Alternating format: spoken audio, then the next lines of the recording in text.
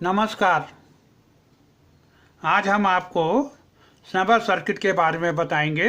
ये क्या होता है और उसके एप्लीकेशंस क्या हैं। यहाँ आप 3 ड्राइंग देख रहे हैं। कुल हमारे पास 16 हैं, बाकी दूसरे पेज में हैं। जब हम एक रजिस्टर और कैपेसिटर को सीरीज में लगा देते हैं और इस आरसी सर्किट को थारिस्टर के पैरेलल में लगा देते हैं तो इसको स्नैपर सर्किट बोलते हैं। ये थारिस्टर की जगह कुछ और भी हो सकता है, जैसे डायोड, ट्रांजिस्टर, ट्रैक या कोई स्विच।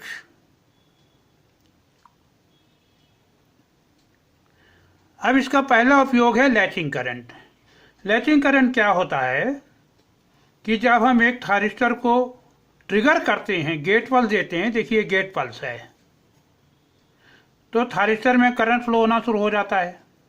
करंट थारिस्टर में धीरे धीरे फ्लो होती है, एकदम से फ्लो नहीं होती, क्योंकि यहाँ वायर में कुछ इंडक्टर होता है।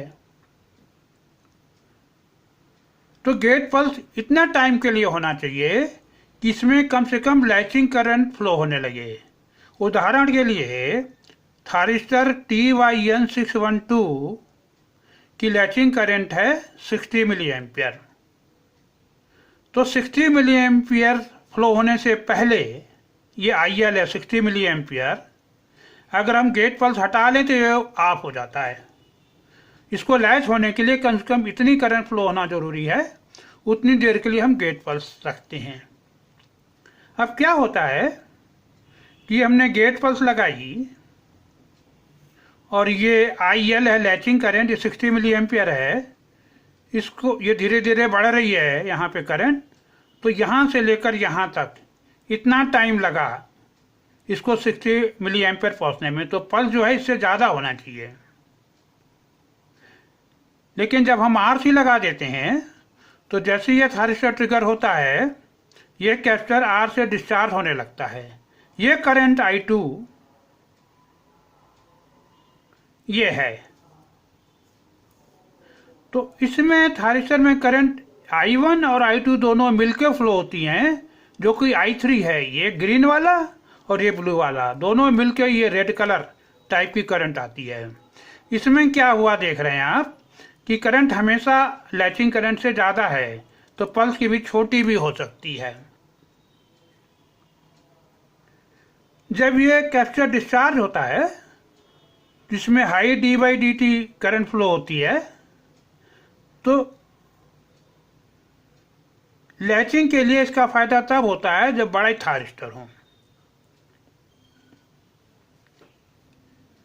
अब हम वोल्टेज शेयरिंग पे आते हैं। मान लीजिए 2 थारिस्टर हैं, सीरीज में हमने लगा रखे हैं। ये हमने एंटी पैरेलल लगा रखा है, लेकिन समझ लीजिए आपकी यही 2 लगे हैं और हमने AC इनपुट दे दिया। अब मान लीजिए सर्किट ऐसा है, 2 रजिस्टर हैं, 50-50 किलो ओम यहाँ पर है और 50 यहाँ पर है। हम 500 वोल्ट लगा दें, अगर दोनों की वैल्यू बराबर है तो 250 वोल्ट इधर आएगा, 250 वोल्ट इधर आएगा। लेकिन अगर इनकी वैल्यू बराबर नहीं है, मान लीजिए ये 10K है और ये वाला 90K है, बराबर नहीं है, तो 10K के क्रॉस 50 वोल्ट आएगा अगर हम 500 वोल्ट दें तो, और 90K के क्रॉस 450 वोल्ट आएगा। अब मान लीजिए 500 वोल्ट हमने यहाँ दिया थारिस्टर के क्रॉस, और थारिस्टर का इम्पीडेंस दोनों ऑफ हैं, बराबर नहीं हैं, एक का 10 है, एक का 90 है। ऐसा ही होता है, थारिस्टर का लीकेज इम्पीडेंस बराबर नहीं होता, काफ़ी वेरिएशन होता है। तो 500 वोल्ट देने पर दोनों के क्रॉस 250 वोल्ट नहीं आएगा, कम ज़्यादा आएगा। जैसे यहाँ आ गया 50 या 450। उसके लिए हम क्या करते हैं, तो थारिस्टर फेल हो जाएगा। इसके लिए बराबर बराबर आना चाहिए। हम स्नैपर लगाते हैं यहाँ पर भी और यहाँ पर भी। जो इसका इम्पीडेंस होता है इसके इम्पीडेंस से काफ़ी कम होता है। अगर इसका 50K है तो इसका 5 किलो ओम होगा, 10 किलो ओम होगा। तो कम होने से क्योंकि आर सी वैल्यू हम लगाते हैं, हमारी नॉन वैल्यू होती है, दोनों का रेजिस्टेंस बराबर हो जाता है और इसके क्रॉस वोल्टेज और इसके क्रॉस वोल्टेज बराबर बराबर आता है। लेकिन ये तब फायदा होता है जब एसी बोल दें। आरसी और यहाँ आरसी लगाने से वोल्टेज शेयरिंग यहाँ पर और यहाँ पर बराबर तब होती है जब एसी वोल्टेज दें। अगर यहाँ हम डीसी वोल्टेज देते हैं तो वोल्टेज शेयरिंग बराबर नहीं होती, तब हमें यहाँ पे एक रजिस्टर लगाना पड़ता है जो कि हमने डॉटेड लाइन से लगाया है। तो अगर वोल्टेज शेयरिंग एसी में चाहिए तब श्रृंखला सर्किट काम करता है, अगर डीसी में चाहिए तो नहीं काम करता, तब वहां हम रजिस्टर लगाते हैं।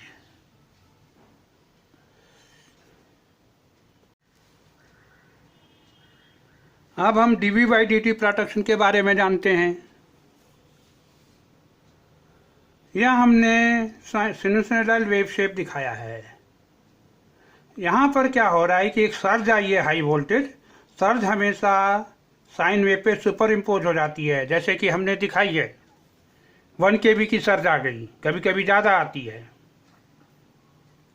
और यहाँ क्या दिखाया, इसको छोड़ दीजिए, यहाँ पे थर्चर ऑन था और ऑफ हो गया। तो यहाँ पर देखिए dV/dt ज़्यादा आ रहा है, इधर भी dV/dt ज़्यादा है, ये V है ये T है। अगर V को T से डिवाइड करें, ये V ज़्यादा है T कम है तो ज़्यादा आएगा dV/dt। यहाँ पर क्या है, V इतना है और T इतना है, तो dV/dt यहाँ काफ़ी कम है, तो ये वेरी करता है। यहाँ पर dV/dt कम होता है, इस जगह कम होता है, यहाँ ज़्यादा होता है, यहाँ ज़्यादा होता है, यहाँ ज़्यादा होता है। अब देखते हैं स्नबर इसको हेल्प कैसे करता है, प्रोटेक्ट कैसे करता है।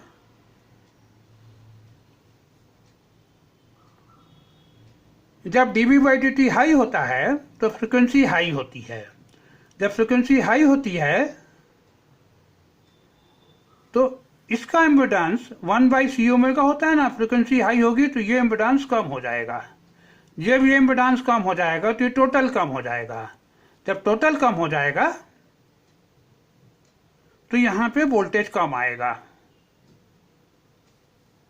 देखिए यहाँ दिखाया है हमने, ये सर ये वाली ये दिखाई है, ये थायरिस्टर के क्रॉस है विदाउट आरसी। जब हमने आरसी लगा दिया तो हाई फ्रिक्वेंसी पे, ये हाई फ्रिक्वेंसी है कंपोनेंट, इसका इम्पिडेंस कम हो गया तो ये वेव शेप इसमें बदल गया, ये विथ थायरिस्टर विद आईसी। तो dV/dt इसका कम है, इसका ज़्यादा है। तो इस तरह ये स्नबर सर्किट dV/dt को लिमिट करता है। इसी को हम डिटेल में यहाँ डिस्कस करते हैं। मान लीजिए ये रजिस्टर जो है, रजिस्टर की वैल्यू 100 ओम है और ये हमने सी लगा रखा है थायरिस्टर के पैरेलल में। अब क्या होगा, इधर आइए, if frequency is high 1/c omega is very low.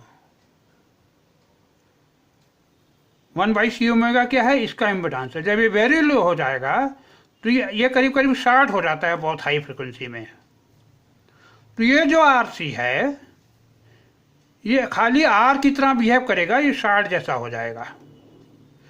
तो इसका इक्विवेलेंट सर्किट हाई फ्रिक्वेंसी पे हमने यहाँ बनाया हुआ है रजिस्टर। अब अगर यहाँ 1 kV की पल दे दें तो 1 kV यहाँ आएगा, यह एक्चुएट नहीं करेगा। अगर यहाँ पे हम दे दें तो पूरा का पूरा 1 kV आ जाएगा, तो कोई हेल्प नहीं हो रहा है यहाँ पर। अब यहाँ देखते हैं, यहाँ भी हम 1 kV की पल दे रहे हैं, ये वाला सर्किट ये है और यहाँ लाइन में एक 100 ओम का रजिस्टर है।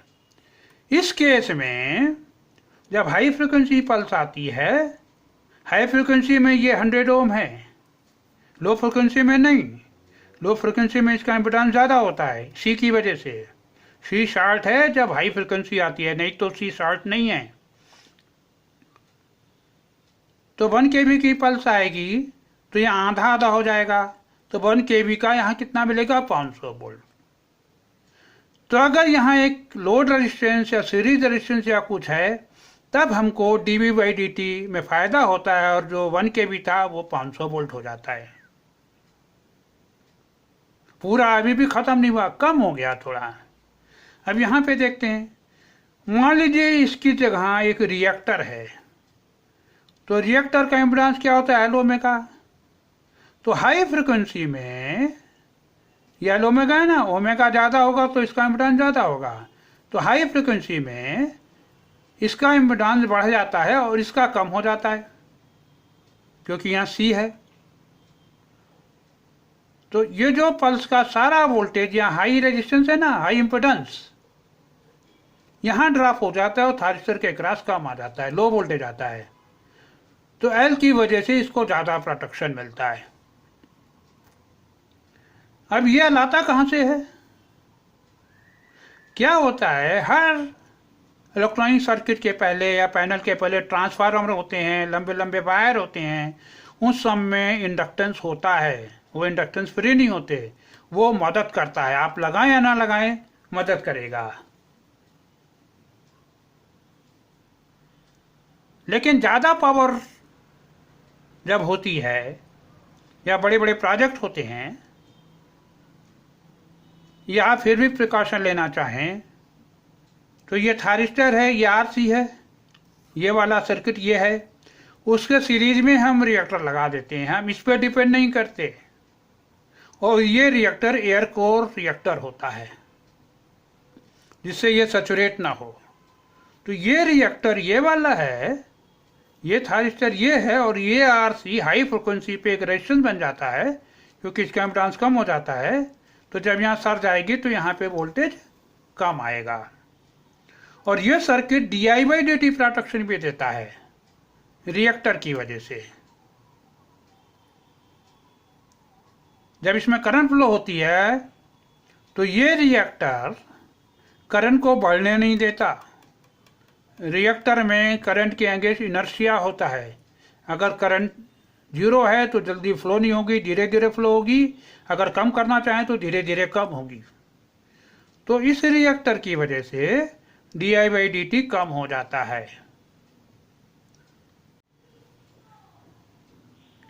अब हम पोलराइज्ड नंबर सर्किट के बारे में बात करते हैं। ये 2 तरह के होते हैं, फॉरवर्ड और रिवर्स। फॉरवर्ड का सर्किट आरसी हमने यहाँ दिखाया हुआ है। यहाँ एक डायोड है और उस रजिस्टर की वैल्यू R1 की वैल्यू R2 से कम है, R1 लेस देन R2। तो जब यहाँ सर्ज आएगी तो ये C और ये R मिलकर प्रोटेक्ट करेगा, करंट ऐसे फ्लो होगी, क्योंकि ये वैल्यू इससे कम है। लेकिन जब ये कैपेसिटर डिस्चार्ज होगा तो करंट ऐसे फ्लो होगी, इससे नहीं, क्योंकि ये रिवर्स बायस्ड है, R2 की वैल्यू ज़्यादा है। ऐसे ये सर्किट वहाँ यूज होते हैं जनरली जहाँ यहाँ पे एक डायोड होता है रिवर्स में, या फिर ट्रांजिस्टर और एल कॉम्बिनेशन को प्रोटेक्ट करने के लिए। मान लीजिए ये सर्किट हमने यहाँ लगा रखा है ट्रांजिस्टर के पैरेलल में, ये वाला पॉइंट ये है। अब ट्रांजिस्टर जब ऑन है तो रिएक्टर में करंट फ्लो कर रही है। जब ये ट्रांजिस्टर ऑफ होगा तो रिएक्टर की करंट तुरंत 0 नहीं होगी, रिएक्टर की करंट तुरंत 0 नहीं होती, इसमें टाइम लगता है, ये अलाउ नहीं करता। अगर ये नहीं होता तो ये करंट इधर से फ्लो करती है। अब क्या होगा, जब ये ऑफ होगा तो ये करंट ऐसे फ्लो होगी और ये C और ये R इसको प्रोटेक्ट करेगा।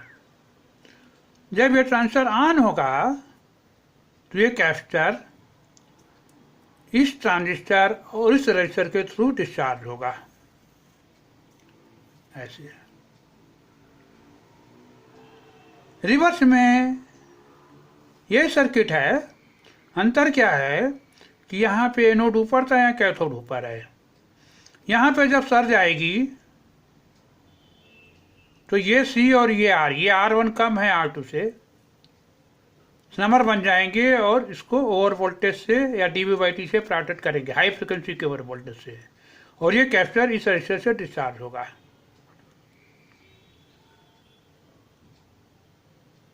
कुछ दूसरे टाइप के भी स्नमर्स होते हैं। स्नमर का मतलब है किसी चीज़ को अचुनेट करना। यहाँ पे अभी हम बात कर रहे थे कि जब ये ट्रांजिस्टर ऑफ होगा तो ये करंट अगर इधर फ्लो हुई तो ओवर वोल्टेज आएगा, ये ना हुआ तो ये डायोड इस करंट को बाईपास कर देता है। तो जब ये ट्रांजिस्टर ऑफ होता है तो रिएक्टर की करंट ऐसे फ्लो होने लगती है, और तब तक फ्लो होती है जब लॉसेस से करंट जीरो ना हो जाए। लॉसेस यहाँ भी होते हैं, यहाँ भी होते हैं। इसको बोलते हैं फ्लाई बैक डायोड। उसके बाद वैरिस्टर, जीनर डायोड और ट्रांजोर भी हाई वोल्टेज को क्लिप करने का काम करते हैं, सप्रेस करते हैं, अचुनेट करते हैं हायर वोल्टेज को। फिर मैकेनिकल टाइप नंबर में बेस्ट एग्जाम्पल है कार बेल्ट। कार बेल्ट हमको ट्रांजिएंट मूवमेंट से प्रोटेक्ट करती है। जब हमारी बॉडी सडन मूव होने लगती है तो कार बेल्ट हमारी बॉडी को सडन मूव नहीं होने देती।